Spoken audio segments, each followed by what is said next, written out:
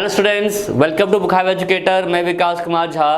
आज जो हम टॉपिक पढ़ने जा रहे हैं वो बहुत ही ज़्यादा इंपॉर्टेंट है आपके सीटेट एग्ज़ाम्स के लिए, या आप किसी भी एग्ज़ाम्स देते हैं, चाहे वो स्टेट टेट दें या डीएसएसबी दें, किसी भी प्रकार का टेट आप देते हैं उसमें ये जो है एग्ज़ाम में आता है। ठीक है, और ये केवल आपके सीडी का वाले पार्ट में ना आके ये आपके सभी प्रकार के जो क्या नाम है पार्ट्स होते हैं, लाइक जो पेडागोजिकल पार्ट्स हमारा होता है, जैसे आपका maths pedagogy, English pedagogy, Hindi pedagogy, तो ये कॉमन टॉपिक है। कॉमन टॉपिक ये सब में ही आपका जो है वो पाया जाता है। ठीक है, चलिए, तो टॉपिक हमारा है आज का बच्चों, दैट इज लर्निंग डिसेबिलिटीज।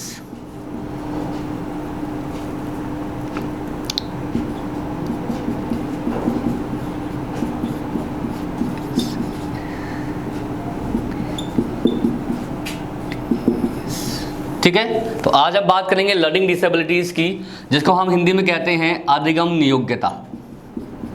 अधिगम नियोग्यता या अक्षमता भी आप कह सकते हो। ठीक है, लर्निंग डिसेबिलिटीज पर आपने देखा, आप सीटेट में तो आप देखोगे कम से कम 3 से 4 क्वेश्चन इस पे आते ही हैं। ठीक है, और ये कॉमन टॉपिक है, ये सभी प्रकार के जो आपके पेडागोजिकल पार्ट्स होते हैं उसमें भी ये पाया जाता है। ठीक है, तो लर्निंग डिसेबिलिटी, पहली बात तो होता क्या है? तो लर्निंग डिसेबिलिटीज एक ऐसा प्रॉब्लम होता है जो बेसिकली बच्चों को बोलने, सुनने, लिखने या कोई भी टास्क करने में जो प्रॉब्लम क्रिएट करे। ठीक है, तो बेसिकली जो हमारे स्किल्स को या हमारे कौशलों को, जो लर्निंग के स्किल्स होते हैं उनको जो इन्फ्लुएंस करते हैं, उन सभी प्रॉब्लम्स को, उन सभी समस्याओं को हम लर्निंग डिसेबिलिटीज कहते हैं। ठीक है, ठीक है, तो आप इसको ऐसे लिख सकते हो, LD जो लर्निंग डिसेबिलिटी हमारी होती है वो LSRWENMP। ठीक है, ये मैंने शॉर्ट में लिखा हुआ है, इसको मैं समझा देता हूँ। ये LSRWENMP क्या है? ठीक है, तो L मतलब यहाँ पर है जो प्रॉब्लम होती है लिसनिंग में। लिसनिंग मतलब सुनने में जो समस्या है। ठीक है, तो ठीक है, यहाँ पर S यहाँ पर क्या है बच्चों? स्पीकिंग। जो कहाँ प्रॉब्लम हो रही है? स्पीकिंग में। R यहाँ पर क्या है? रीडिंग। किस में प्रॉब्लम हो रही है? रीडिंग में। W यहाँ पर क्या है? That is writing. राइटिंग मतलब क्या है यहाँ पर? लिखना।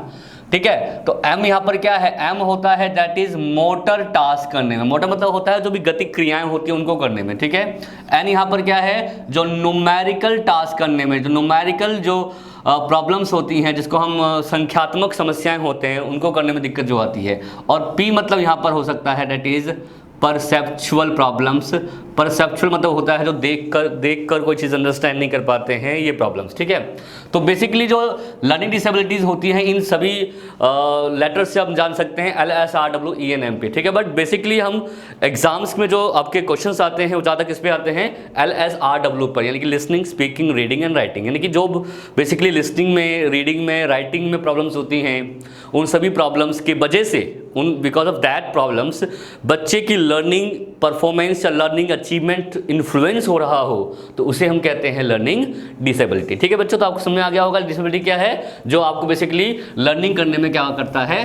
प्रॉब्लम क्रिएट करता है। ठीक है, चलिए आप देखिए इसके अंदर अब जो लर्निंग डिसेबिलिटीज होती है ये इसमें किस वजह से होता है, इसकी क्या क्या विशेषताएं हैं, ये कहाँ किस में पाया जाता है, इस पर काफ़ी बात एग्जाम में पूछते हैं कि किस में पाया जाता है, क्या ये बैकवर्ड में होता है, क्या ये मतलब नॉर्मल बच्चे में भी हो सकता है, क्या नॉर्मल से ऊपर वाले बच्चों में भी हो सकता है, ये कैसी समस्याएं हैं, इनके बारे में एग्जाम में पूछ सकता है। ठीक है, तो पहली बात तो आपको बता दूं मैं, ये एक मेंटल प्रॉब्लम हो सकती है। ठीक है, मेंटल प्रॉब्लम है ये।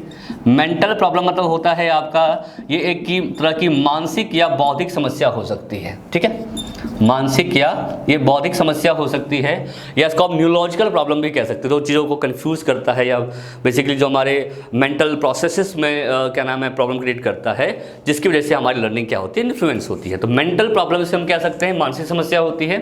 ठीक है, अब दूसरी बात, इस पर किसका इम्पैक्ट होता है, मतलब क्यों होता है डिसेबिलिटीज, इसका रीज़न बेसिकली क्या है? तो रीज़न अगर हम देखें तो 3 प्रकार के रीज़न हो सकते हैं। सबसे पहला रीज़न क्या हो सकता है बच्चों? That is heredity. हेरिडिटी मतलब क्या है कि जेनेटिकली बच्चा जो है इस प्रॉब्लम को फेस कर रहा है। एग्जाम्पल के लिए कि मान लो कि बच्चे के माता पिता के अंदर प्रॉब्लम्स थी लर्निंग करने की, और वो वही बच्चे में भी आ गया। ठीक है, या माता या पिता में से किसी एक को प्रॉब्लम थी लर्निंग के अंदर, या कुछ टास्क करने में दिक्कत थी, तो वही बच्चे के अंदर आ गया। ठीक है, तो जेनेटिक हो सकता है ये, यानी कि हेरिडिटरी हो सकता है, वंशानुक्रमणीय हो सकता है। दूसरा होता है बच्चों बायोलॉजिकल प्रॉब्लम्स। बायोलॉजिकल मतलब होता है कि जैविक, पैदा हुआ बच्चा और पैदा होते ही कुछ समय बाद देखा गया कि उसके अंदर लर्निंग को, उसको सुनने में दिक्कत हो रही है, सुनने या उसको बोलने में दिक्कत हो रही है, कुछ वर्ड को समझ नहीं पा रहा है, वो रिएक्शन नहीं दे पा रहा है, तो इसके कारण भी हम समझ जाते हैं कि आगे इसको लर्निंग प्रॉब्लम हो सकती है। ठीक है, तो बायोलॉजिकल हो सकता है। तीसरा है बच्चा दैट इज एनवायरमेंटल।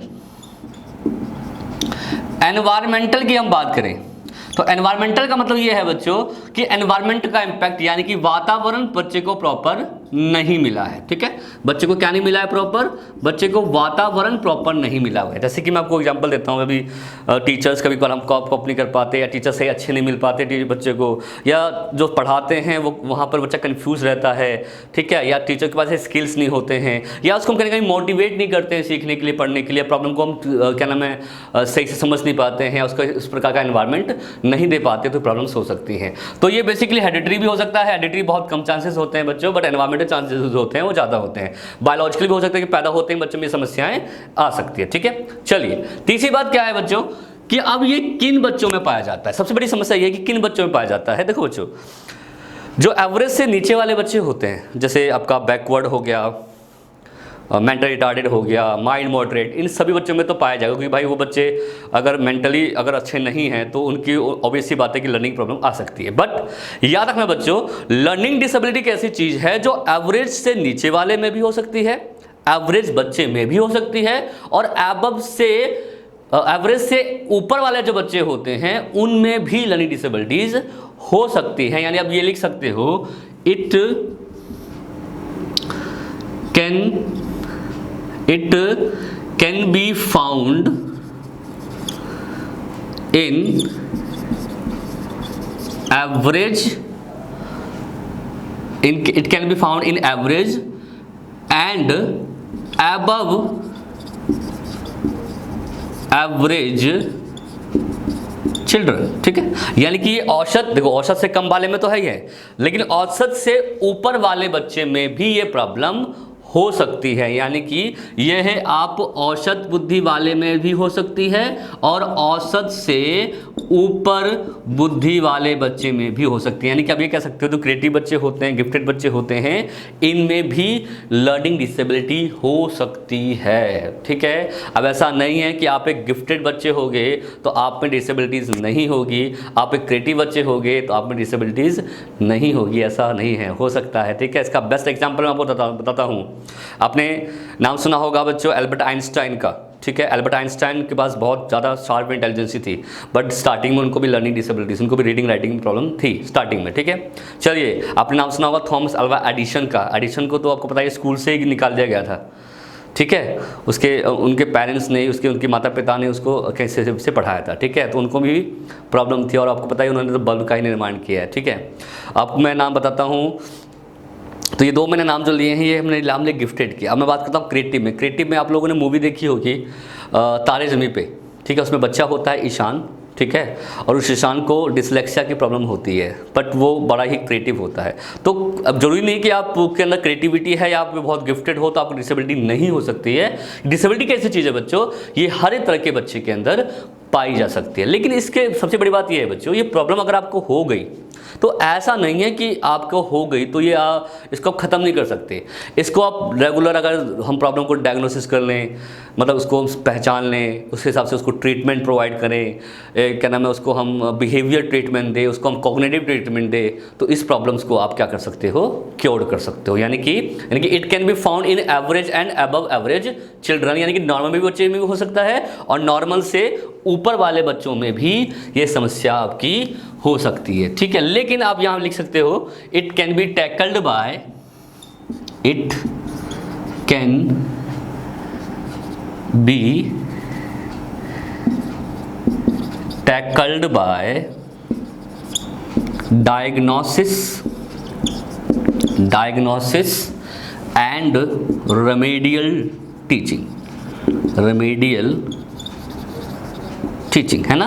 यानी कि आप इसको टैकल मतलब होता है कि इसको आप ख़त्म कर सकते हो या उसको आप सुधार सकते हो, किसके द्वारा, डायग्नोसिस और रेमेडियल। डायग्नोसिस मतलब होता है आपका निदान करना, किसी भी समस्या की क्या करना बच्चों, पहचान, और रेमेडियल मतलब क्या होता है उसका उपचार करना। ठीक है, जैसे कि मूवी का नाम मैं बताया था आपको ताजमहल पे, उस मूवी में जो आमिर खान जो थे एक्टर, उन्होंने उस प्रॉब्लम, बच्चे की प्रॉब्लम को समझ लिया था और फिर उन्होंने लास्ट में देखा होगा कि उसको उस प्रकार से ऑडिटिव मतलब श्रवण संबंधी कुछ क्या नाम है टूल्स दिए थे, उसको वर्ड्स को पहचाना सिखाया था, वर्ड्स को बोलना सिखाया था। तो कहीं ना कहीं प्रॉब्लम्स को आप दूर कर सकते हो। ठीक है, चलिए, तो it can be tackled by diagnosis and remedial teaching. ठीक है, पांचवी बात ये, बट ये कहीं ना कहीं बच्चों ये बच्चे के लर्निंग को इन्फ्लुएंस तो करता ही है, यानी कि आप ये कह सकते हो इट इन्फ्लुएंसेस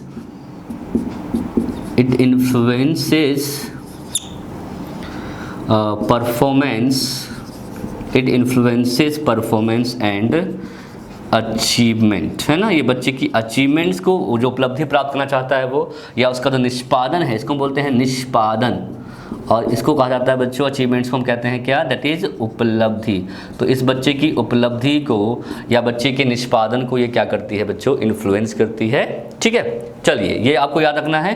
तो it influences child performance and achievements. ठीक है, चलिए आगे चलते हैं। अब देखिए, ये पॉइंट यहाँ पर समझ आ गया आप लोगों को, यानी कि इट कैन बी टैकल्ड कर सकते हो आप, इस इन्फ्लुएंस करता है परफॉर्मेंस को, और बच्चे की अचीवमेंट्स को क्या करता है, ये कहीं ना कहीं ये करता है। ठीक है, चलिए आगे चलते हैं। अब इसके हो जाने से बहुत सारी समस्याएं बच्चों में हो जाती हैं, मतलब जब डिसेबिलिटी बच्चे को होता है तो बच्चे में बहुत सारी समस्याएं आने लग जाती हैं। उसमें समस्याओं अगर हम जाने तो बच्चा, हमेशा याद रखना बच्चों, लर्निंग हेल्पलेस फील करता है, लर्निंग हेल्पलेस फील करता है, जिसको हम अधिगम निसहायता कहते हैं। अधिगम निसहायता, अधिगम निसहायता का मतलब ये होता है बच्चों कि बच्चा को ये लगता है कि यार कोई टास्क में से नहीं हो पाएगा, मैं एक टास्क कर ही नहीं सकता। अगर मान लो कि उसने 1-2 बार अटेम्प्ट किया और वो टास्क उसके नहीं हुआ, तो वो माइंड में फ्रेम कर लेगा बाद कि ये हो सकता है कि मेरे से एक टास्क हो ही नहीं पाएगा। तो बच्चा आप ये कह सकते हो कि अपना वो एक कॉन्फिडेंस लूज़ कर देता है, और ये पहले ही वो एक तरह से अज्यूम कर लेता है कि ये काम जो है मुझसे हो ही नहीं पाएगा, मैं कुछ आंसर नहीं दे पाऊंगा, मेरे बस की मतलब ये काम करनी नहीं है, काइंड ऑफ। तो बच्चे में लर्निंग हेल्पलेस जो है ये क्रिएट करने लग जाता है। ठीक है, 7 पॉइंट हम यहाँ लिखेंगे। 7 पॉइंट क्या है कि बच्चे के अंदर कुछ बिहेवियरिस्टिक प्रॉब्लम्स भी आ जाती है, बिहेवियर प्रॉब्लम्स आप कह सकते हो, व्यवहारिक समस्या। जैसे बच्चा थोड़ा सा इरिटेट सा होने लग जाता है ना, किसी बात को लेकर इरिटेट सा हो जाएगा। ठीक है, और काफ़ी समय तक अकेले रहना यानी कि अलोन रहना पसंद करता है, लंबे समय मतलब किसी से बात करना पसंद नहीं करेगा, अलोन रहना पसंद करेगा। दूसरी बात, किसी हर एक बात पे क्या हो जाता है बच्चों, गुस्सा आ जाता है, यानी कि उसका एक एंग्री बिहेवियर बन जाता है, गुस्से में आने लग जाएगा। ठीक है, अलोन फील करेगा। ठीक है, या वो अपने आप को थोड़ा सा चिड़चिड़ा फील करता है, अलोन फील करता है, गुस्से या तो बहुत गुस्से में हो जाएगा, या तो फिर बिल्कुल सबसे हट कर यानी कि बिहेवियर दिखाता है। ठीक है, तो इसको बिहेवियर प्रॉब्लम्स जो होती हैं वो आनी क्या हो जाती है बच्चों, शुरू हो जाती है। ठीक है, ये सारे पॉइंट आपको याद रखना है कि एक मेंटल एंड न्यूरोलॉजिकल प्रॉब्लम्स है। दूसरी बात, इसमें 3 फैक्टर्स होते हैं, 3 वजह से हो सकते हैं। हेरिडिटरी हो गया, जिसको हम वंशानुक्रम कहते हैं, या बाय बच्चा पैदा हुआ और उसकी समस्या आ सकती हैं। तीसरा क्या है, एनवायरमेंटल, जैसे टीचिंग अच्छी नहीं हो पा रही है या बच्चे को हम अच्छा एनवायरमेंट नहीं दे पा रहे हैं। It can be found in average and above average, ये एवरेज में भी हो सकता है और एवरेज से ऊपर वाले बच्चे भी पाई जा सकती है। It can be tackled by diagnosis and remedial teaching, diagnosis और रेमेडियल टीचिंग यानी कि निदान और उपचार के द्वारा आप इसको क्या कर सकते हो, टैकल कर सकते हो, सॉल्व कर सकते हो। ठीक है, it influence performance and achievement, लेकिन ये कहीं ना कहीं इन्फ्लुएंस, ये जो परफॉर्मेंस वगैरह होती है उसको हार्म करता है या डिस्ट्रैक्ट करता है, आप ये कह सकते हैं उनकी परफॉर्मेंस को। एंड 6 है कि लर्निंग हेल्पलेस, जब ये बच्चे में हो जाता है तो लर्निंग हेल्पलेस मतलब क्या होता है, टेंडेंसी टू या इनएबिलिटी टू डू एनीथिंग, किसी चीज़ को ना करने की योग्यता वो डेवलप कर लेता है। ठीक है, या अब ये कह सकते हैं टेंडेंसी टू गेट फेलियर, मतलब असफल हो जाने का जो भय है उसके माइंड के अंदर आ जाता है। ठीक है, एंड नेक्स्ट 7 क्या है कि बिहेवियरिस्टिक प्रॉब्लम्स बच्चे के अंदर आनी शुरू हो जाती है। ठीक है, तो ये कुछ विशेषताएं कह लो, कुछ प्रॉब्लम्स कह लो, या कारण कह सकते हो आप, जो इस बच्चों के अंदर ये लर्निंग डिसेबिलिटी के कारण होता है। ठीक है, अब हम बात करते हैं टाइप ऑफ डिसेबिलिटीज़, कौन कौन से डिसेबिलिटीज़ होते हैं जो बच्चे के लर्निंग प्रॉब्लम को या लर्निंग स्किल्स को क्या करते हैं, इन्फ्लुएंस करते हैं। ठीक है, चलते आगे बढ़ते हैं हम। यहाँ तक आई होप कि आपको समझ में आ गया होगा।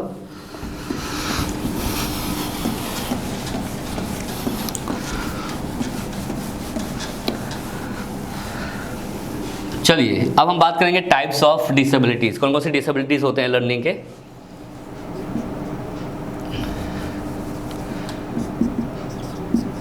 टाइप्स ऑफ डिसेबिलिटीज, नियोग्यताएं जो होती हैं, जो अधिगम नियोग्यताएं हैं, उनके कौन कौन से प्रकार हैं। तो यहाँ पे एल लिख सकते हैं, लर्निंग डिसेबिलिटीज़। तो सबसे ज़्यादा और सबसे ज़्यादा कॉमन जो है आपके सीटेट एग्जाम में पूछा जाता है बच्चों, और हर दूसरे पेपर में आपको मिलता होगा, दैट इज़ डिसलेक्सिया, है ना। तो पहले प्रॉब्लम हम यहाँ पे क्या लिखेंगे, डिसलेक्सिया।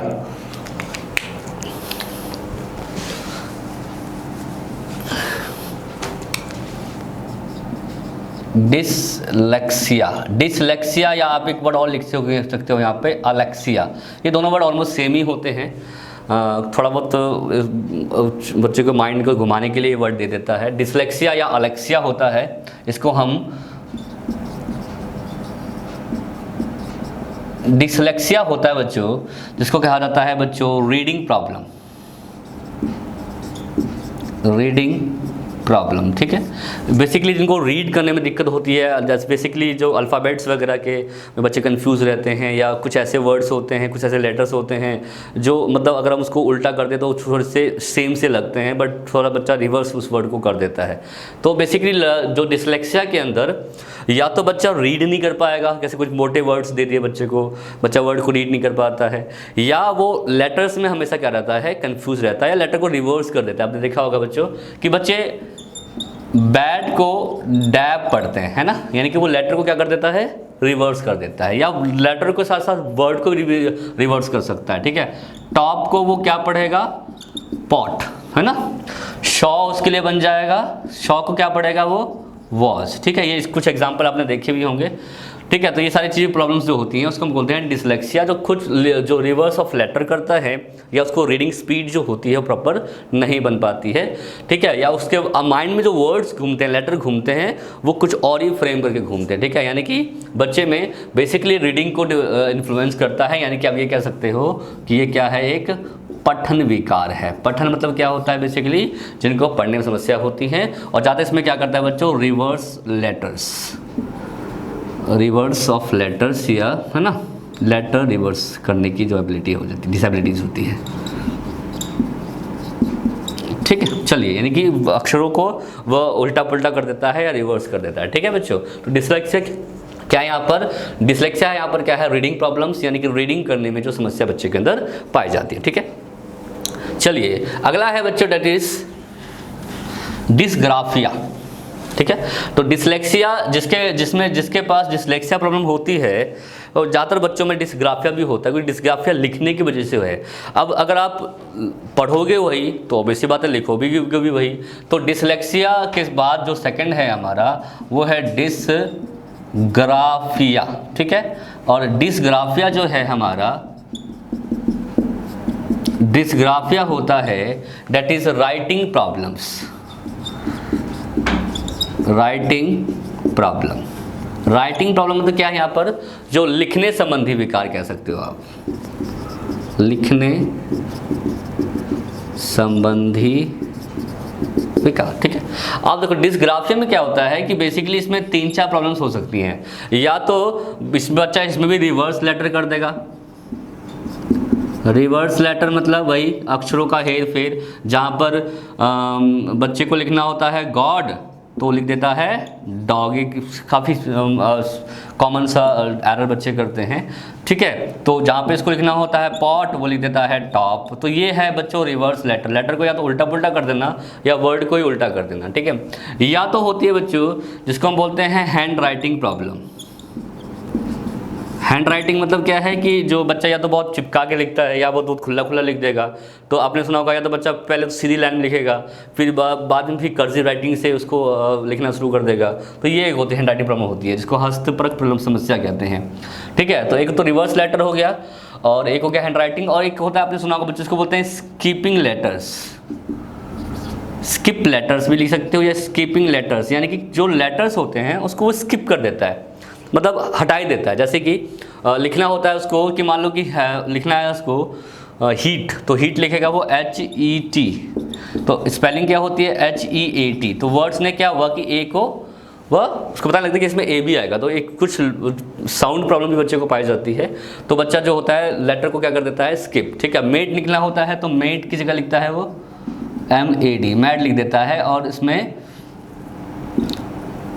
MADE होता है मेड, तो उसकी जगह लिख देता है मैड। ई जो होता है उसको पता नहीं किसके अंदर ई भी आएगा, यानी कि बच्चे के अंदर स्किपिंग लेटर का मतलब क्या होता है कि वो वर्ड को क्या कर देता है बच्चों, स्किप कर देता है। ठीक है, तो जो भी लिखने में समस्याएं होती हैं ये होता है। और हैंड राइटिंग के बेसिकली आपने देखा होगा कि कभी मसल्स वगैरह भी काम नहीं करते हैं, पकड़ने में उसको दिक्कत होती है, राइटिंग लिखने में दिक्कत होगी तो उल्टे पुल्टे लेटर्स बना देता है, कभी कभी उसको थोड़ा सा वो स्क्रिबलिंग भी करने लग जाता है, तो बच्चे को थोड़ा सा डिसइंटरेस्ट क्रिएट होता है राइटिंग करने के अंदर। तो ये सारी समस्याएं जो होती हैं वो डिस्ग्राफिकल प्रॉब्लम्स के अंदर पाई जाती है। ठीक है, डिस्ग्राफिया, इसको हम एक और वर्ड और बोल सकते हैं, डेट इज अग्राफिया। ठीक है, इसको हम डिस्ग्राफिया भी बोल सकते हैं and we can also call this क्या नाम है, अग्राफिया। थर्ड जो है हमारा वो है बच्चों आपका डिस्फेजिया या अफेजिया।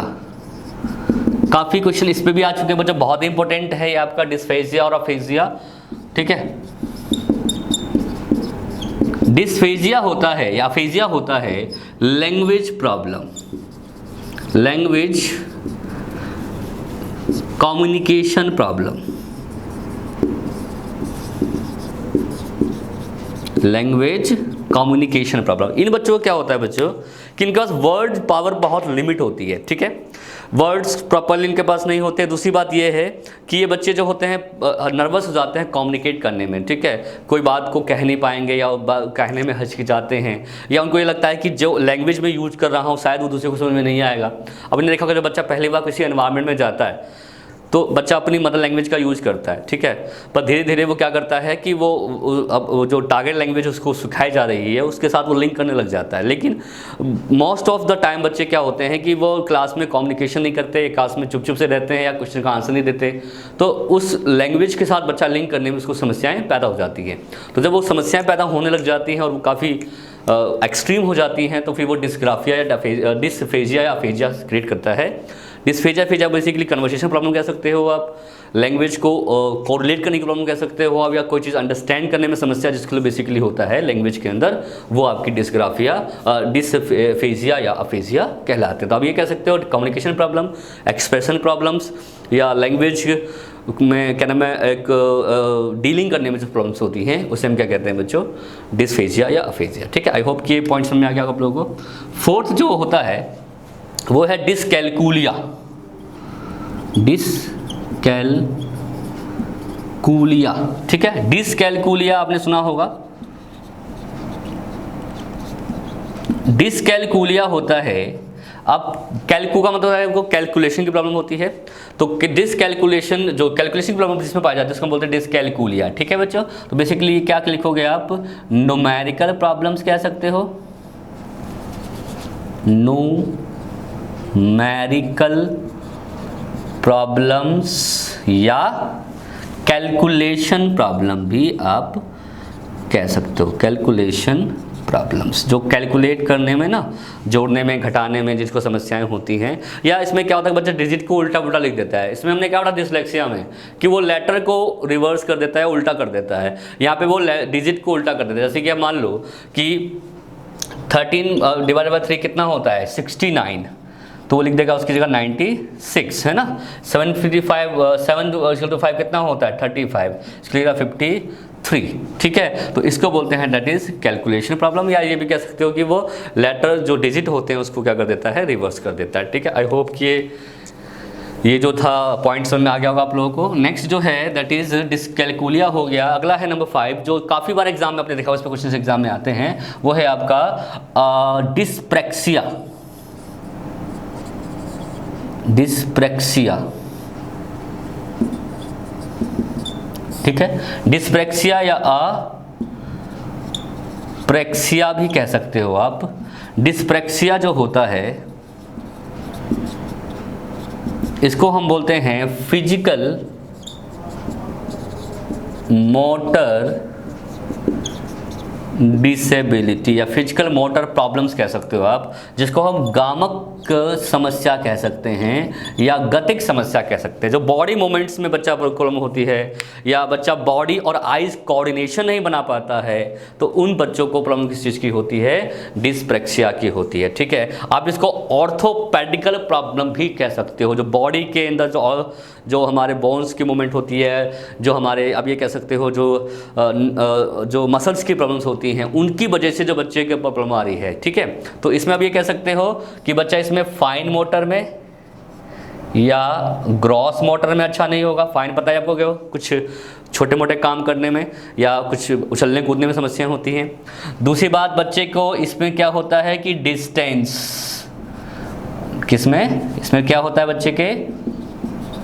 डिस्टेंस और स्पीड की प्रॉब्लम्स होती हैं। डिस्टेंस और स्पीड, डिस्टेंस मेंटेन करने में और स्पीड की प्रॉब्लम होती है इसके लिए। ठीक है बच्चों, आप कितने डिस्टेंस से, कितने दूरी से आ रही हो, कितने स्पीड से आ रही है, उसको नहीं पता लगता है। जैसे कोई चीज़ फेंकोगे आप तो बच्चा होल्ड नहीं कर पाएगा। ठीक है, उसको लगेगा पता नहीं कितनी दूरी से आ रही है वो, तो बच्चे को डिस्टेंस और स्पीड में क्या होता है? कन्फ्यूजन होती है। तीसरा क्या है बच्चों? इसमें आप ये कह सकते हो आइज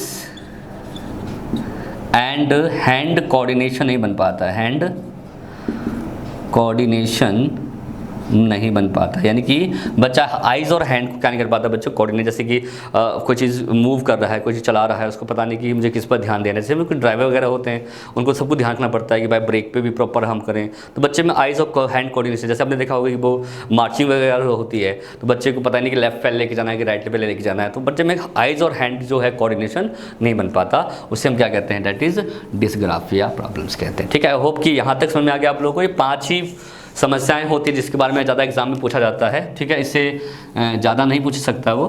ठीक है, बट फिर भी हम एक दो और लिख लेते हैं। 6 नंबर जो है वो है आपका बोलते हैं डिस्थीमिया। डिस्थीमिया आपको पता ही है, ये होता है सब क्या कह सकते हो? इमोशनल स्ट्रेस प्रॉब्लम कह सकते हो। स्ट्रेस प्रॉब्लम है ना, जो बच्चा स्ट्रेसफुल हो जाता है, किसी बात को लेकर थोड़ा सा मतलब चिंतित होने लग जाता है, या उसको लगता है कि यार अगर मैं ये काम दूसरा काम कर लेता है मैं क्यों नहीं कर पाता हूँ, तो ये तनाव संबंधी समस्याएं होती हैं। ठीक है, तनाव संबंधी समस्याएं। ठीक है, ठीक है, बार बार कोई काम ना हो पाए तो उसमें नर्वस हो जाएगा, नर्वस होने पर काम को छोड़ देता है या कंपेयर करता है कि यार वो कर लिया मैंने नहीं कर पाया, मैं नहीं कर पा रहा हूँ। तो दिस काइंड ऑफ प्रॉब्लम जो होती है वो उसको डिस्थीमिया कहते हैं। ठीक है, इसके अलावा एक प्रॉब्लम और होती है जो होती है ASD की, आपने सुना होगा ऑटिज्म स्पेक्ट्रम डिसऑर्डर, है ना। बेसिकली इसको बोलते हैं आत्मविमोह समस्या या स्वालीन विकार। स्वालीन विकार क्या होता है? अपने में रहना, यानी कि बच्चा जो होता है इंट्रोवर्ट टाइप का होता है और अपने से ही मतलब रखता है, दूसरे के साथ कोरिलेट करने में उसको कम प्रॉब्लम, वो कम ही कोरिलेट करता है, या दूसरे के साथ रिलेट करने की इसकी क्या होती है? समस्याएं होती हैं। ठीक है, या खुद ही सारा काम करने के लिए वो रहता है, अपने में ही मतलब कहते हैं कि अपने में ही लीन रहने वाला व्यक्ति जो है उसी को बोलते हैं स्वालीन। अपने में ही लीन, यानी कि अपने आप में लीन है, अपने आप कोई काम कर रहा है, अपने में सोच रहा है, दूसरे के साथ कोरिलेशन नहीं बना पाता। इसको हम ASD बोलते हैं, ऑटिज्म स्पेक्ट्रम डिसऑर्डर। एक और समस्या इसमें होती है बच्चों, जहाँ तक आपने देखा होगा, ये होता है ADHD। ADHD का मतलब है attention deficit hyper active disorder. ठीक है, इस बच्चा जो होता है इसको बोलते हैं अवधान समस्याएं। क्या बोलते हैं? अवधान समस्याएं। बेसिकली बच्चा इसमें क्या होता है कि ध्यान मतलब ये कहते हैं किसी एक चीज़ पे फोकस करने में उसको दिक्कत होती है, उसी को बोलते हैं ADHD, attention deficit hyper active disorder. ठीक है, तो ये कुछ ऐसी समस्याएं थी जो कॉमन डिसेबिलिटीज़ बच्चे में पाई जाती है ये, और ये किसी स्पेसिफिक फील्ड को होती है, जैसे कि रीडिंग में है तो स्पेसिफिक है, तो अब इसको स्पेसिफिक डिसऑर्डर भी कह सकते हो। अब इसको स्पेसिफिक लर्निंग डिसऑर्डर्स भी कह सकते हो। ठीक है, आई होप कि लर्निंग डिसेबिलिटीज़ पर ये टॉपिक आपको समझ में आया होगा। ठीक है, और आई होप कि आपको सारी जो भी हमने अभी यहाँ पर टाइप्स पढ़े हैं वो समझ में आ गया होगा। ठीक है, तो मिलते हैं नेक्स्ट क्लास में नई टॉपिक के साथ। और ये जो टॉपिक मैंने आपको कराया है ये आपके हर एक एग्जाम में काम आएगा, चाहे वो CTET दे लो आप, DSS दे लो आप, या पेडागोजी का कोई भी पार्ट देते हो, उन सब में जो है ये आपके काम आएगा। ठीक है, तो मिलते हैं नेक्स्ट वीडियो में नेक्स्ट टॉपिक के साथ। Thank you very much.